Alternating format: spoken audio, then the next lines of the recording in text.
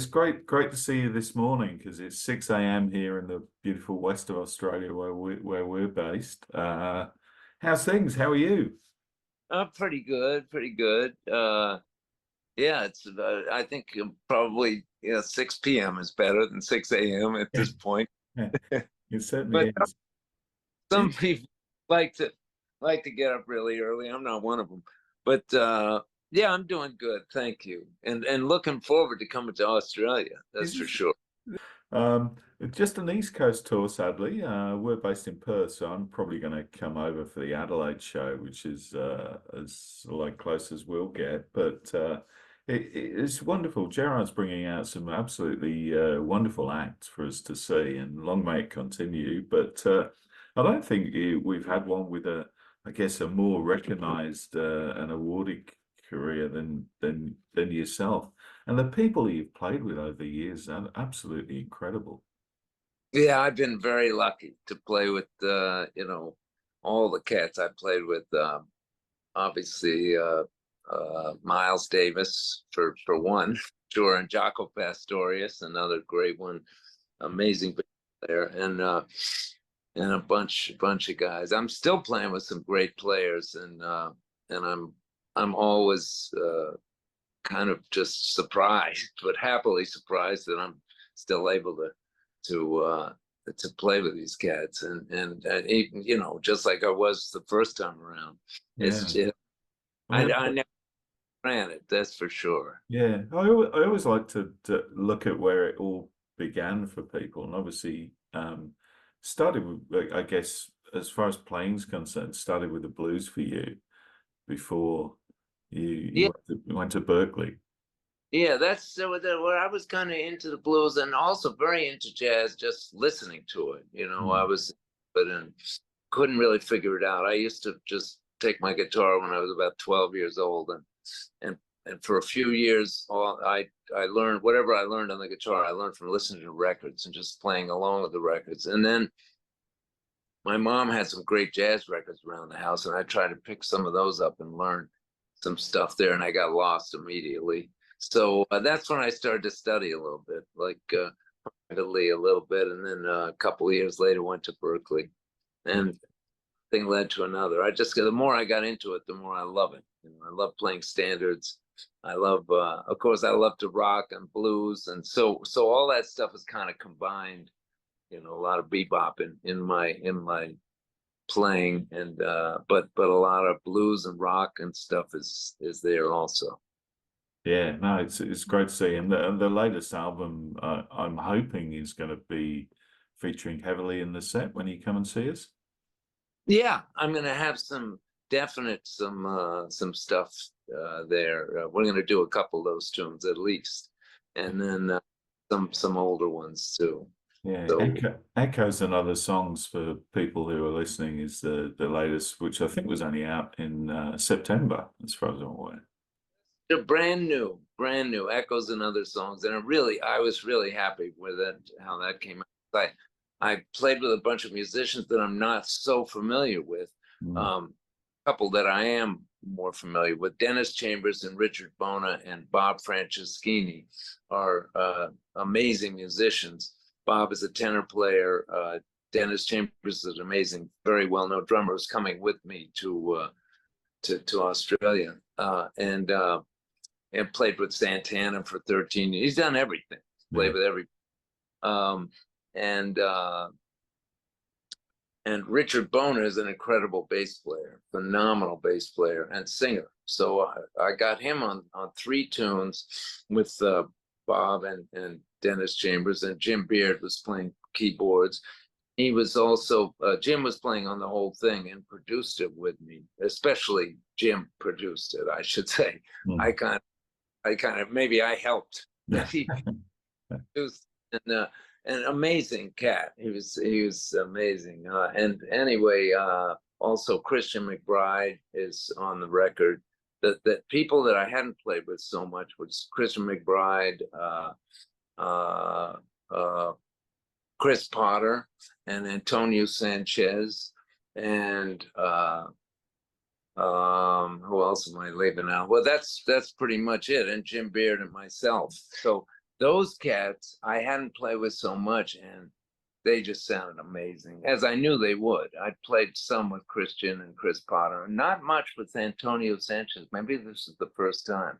He's Yeah. a phenomenal. Yeah. So I mean, and Christian McBride is an amazing bass player. Chris Potter is a killer saxophone player. So it was Yeah. a lot gone, but I wanted to do it. So It's fantastic. It's a great record. I've only had the chance to listen to it a few times, but it sounds amazing.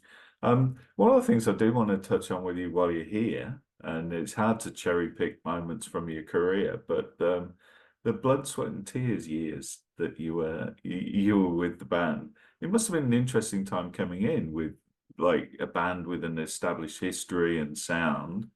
definitely. And changing and changing and changing over the years until I guess at the point when you came in, there's probably only one, or I think there's only one original member of the band. Well, The sound had changed. in the band, when I joined, Bobby Colomby was still in the band, and he was the founding father of the band. And then they changed the horn section. Tony Clack was in the band for years, had already been there for a couple of years. Joe Giorgiani was the lead trumpet player, also, who'd been in the band, and Dave Bargeron, who'd been in the band. They're all amazing trumpet, but brass players. And Bill Tillman was the saxophone player. So but they had been in the band for years. I was just, and David Clayton Thomas was still singing, and that lineup didn't change, except Jaco Pastorius played with the band very soon after I joined, and Ron McClure was playing with the band, and then he he just had been there long enough. He wanted to leave, so Jaco did it for 3 months, which was blood, sweat, and tears. Never sounded the same. No, it all went rather sort of like rhythm and blues, didn't it? For a Yeah, while. it kind of had that thing, but it was really just the first jazz rock band, I think. Yeah. And I was 22 when I joined the band, so I was kind of nervous wreck, to say the least. I got the audition from Pat Metheny. Actually, he recommended me. I was studying with him, Oh, and wow. recommended me, and I thought, well, I'll go for the audition and just learn what it's like to go for an audition, and I'll be that. But then I got the gig, so so then I learned what it was like to go on the road and all that stuff. So Yeah. it was Must have been crazy times. I always remember going to my dad's record collection and listening to stuff like Rock and Roll Queen, I think it was, off one of the two albums you played on, I'm sure. But that was the tribute to Janis, I guess. Oh yeah, maybe. I'm not sure if I was on that one, but Yeah. maybe. Yeah. And Chaka Khan, of course, was on the second album you did. So more than ever and Brand New Day, I think, for the two that you. Oh yeah, exactly. Yeah. Cool. Excellent. Then after that, I mean, you get to play with people like Billy Cobham and Miles Davis. That must have been incredible. How did that happen for you? That's well, actually, Bill Evans hooked me up. He heard me knew that I was going to be playing with Billy Cobham that Bill Evans is an amazing saxophone player, good friend of mine, and we had played a little gig together when I first met him in Boston, and he said he was going to recommend me if the opportunity was arise that would show itself to Miles. He was gonna, and I thought he was not.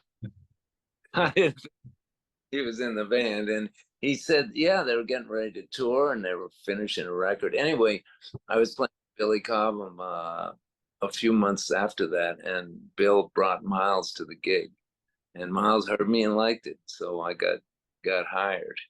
Wow. And I went and played. He asked me to play something on the record, actually, and it's called "Man with a Horn." And it was something that was already, as far as I could tell, was done. And I just said, "Man, that track sounds finished." And it had a lot of space to it. He just said, "Play over all of it." I said, "I don't really want to do that, man. I don't really hear it, I don't want to mess it up the way it is. It sounded great, and had a nice vibe. And then he scheduled a session with the new band with Marcus Miller on bass and Al Foster on drums and myself and Bill Evans and Miles. And Mino Sanilo was not in the band at that time, but he joined shortly afterwards. And we did this tune called Fat Time, which was the first one I ever recorded with Miles.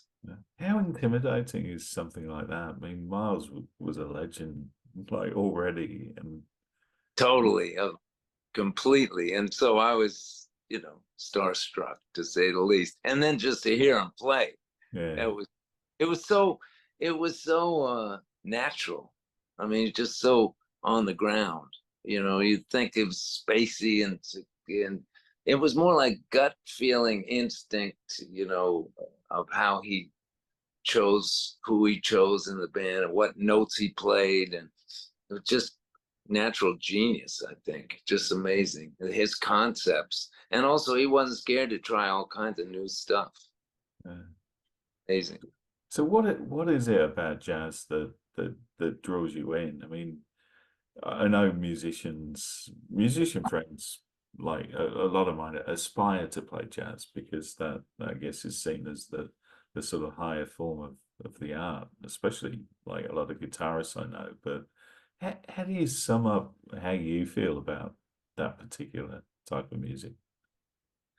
Well, I love it. I mean, I think the main thing is that I like the groove, crazy. I love the swing.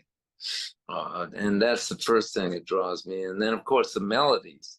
Yeah. And the harmony is great. And sometimes it can mess me up when I'm trying to play over a hard tune, but it's beautiful. It's beautiful. And it was also a challenge for me. I mean, I don't consider it any better than the blues or some rock or some pop music. I really don't. Whatever gets your heart. It's simple as can be and can just get you. So but it was more challenging for me to play. And so it helped my overall musicianship just to get into this more intricate kind of music. But as far as, judging it one way or the other, I can't say that I sometimes B.B. King would play a note or, Yeah. and that's all I need to do, Yeah. Yeah.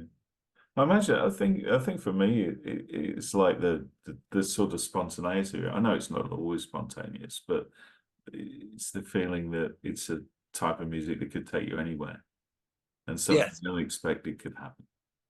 yes, yes, yes. Which I think is part of the beauty of it for me, at least. It's true. Absolutely. That is absolutely. One of the things I did want to check in with you as well is about, like, in 2016 you had the injury, obviously, which meant that you had to I guess start looking at your style and playing differently. How are you, like, almost, I guess? Most people can't tell the difference. I certainly always feel the difference, but it's been 7 years since I had that accident. The first few years were really, really hard. It's still a challenge for me. Every time I play it, no one's bothered by it at all. And so that really helped. Even cats that know my playing, they say, no, it sounds great, it sounds terrific or whatever, which I always think, oh, they're just saying that. But it's I think I now starting to just let it go and just it be what it is. It's certainly mostly there. The one I definitely lost was I used to play a little bit with my finger. I played a lot with a pick, so that's all. Even though I have to glue the pick to the fingers, so Okay. that's a little strange, but I got it happening. I just, I guess where there's a will, there's a way. So I just said, I'm not going to give this up without a fight. So couple of years were really hard. I had a bunch of surgeries from a great doctor, and it got me happening. And but the one thing that I can't do is play, like some classical stuff that I used to mess around with a little bit. So Didn't do it much, but some. So my fingers are kind of, like Oh this. wow, yeah, yeah. It's It's difficult. it is. I mean, I guess we all have to adapt as we go along, and it sounds like you've done pretty well. I got to touch on the solo albums. It's very daunting when someone's got such a large catalog of of recordings behind them, and I just wanted to point our listeners into where would you start with your I guess your catalog. First record I did was a trio record called Niche. Hmm. Don't know where that word came from, but it's something Jaco used to say to each other all the time. Niche. It's kind of like the Monty Python or something, Yeah. something. And then I did after that I did Upside Downside that was the first one I did on Atlantic Records, and then a bunch of other ones I can't even remember the names, but bunch for Atlantic, and then a few for Concord Records. So it's about 20, 21, something like that in all. Yeah. I think. So if someone wants to know what they're going to get when they come to the shows, like would we just point them to the latest album? I mean, I particularly love it, but is there anything else you'd suggest that they dip into? Check out. I guess any of my records. There's one called All Over the Place that I Yeah. liked, Yeah. and that came out, and I think a lot of good vibe on that one. And also I sang a little bit with Eric Johnson, with the great guitar player Eric. Yeah. That would have been a tour to see. Yeah, it was fun. It was really fun, and yeah, I did a record with Eric Johnson. And that's one to check out. Maybe just a little bit of singing. We just played Red House and maybe sang. So I usually do a gig now. Fantastic. Yeah. We got a radio show, and we ask everyone we invite to answer the same two questions. So we're going to put you through that now, and then we're just going to ask you to do a bit of a shout out for us as well, if that's okay. The first question is, if you could have been a fly on the wall for the creation of any album in the history of music, just to see how the magic happened in the studio, what would you love to have been there for? What sort of intrigues you, how it all came together? Oh God, that's too hard to. That's impossible. I don't know. Maybe a Led Zeppelin record, or maybe Miles. Kind of Blue. Probably. And the blue would have been. I reckon that would have been something else to see. Both of them would be amazing. Any Led Zeppelin. I remembered some of the first ones I used to listen to. Yeah. I can't remember names, but it really, I like that music a lot, and it was actually really hip. When I listen to it now, it's really creative, some really creative stuff, and well performed. Those cats were smoking. But yeah, but I think if I had a choice, I'd go to the second one. I'd go to hear Miles. I'd go back and be at that session. Yeah. Yeah. I wish there was more footage of things like that, so we could all sort of like get a sneak peek into how it happened. But I guess sometimes you never know. I mean, like the Beatles footage came out only a few years ago of how I mean, that was a fascinating watch just to see how their ideas came to life. But you never know what you're going to get. Yeah, that's true. Nowadays you certainly don't. That's right. And the final question we always leave people with is a really easy one. What is the meaning of life? That's a really easy one. Forget it. I can't answer that one. But I just think, that's all we know. That's for sure. That's all we know so far. And so if you're alive, you got to try to make the best of it. Yeah, I think it is as simple as that. Do things you love, I think, and yeah, and music's a big part of it for me as well, which I'm sure. Music, big part. Love, of course, is a huge part of it, but life has got all kinds of things going on. It's really improvisation when you think about it. Yeah, yeah, gotta roll punches, and you gotta groove with the good stuff, and adapt to the not so good stuff. But it's been very interesting, that's for sure. oh, but it has, and long may it continue. It's that turned out into a really good answer, actually. I love that improvisation. Wow, that's we'll go with that. Thank you so much, Mike. Can't wait to see you in February. You have a safe time until then, and we'll catch you soon. Thanks, bro. Thank you very much. No All worries, the mate. Have a all great the evening. thank you. Take care.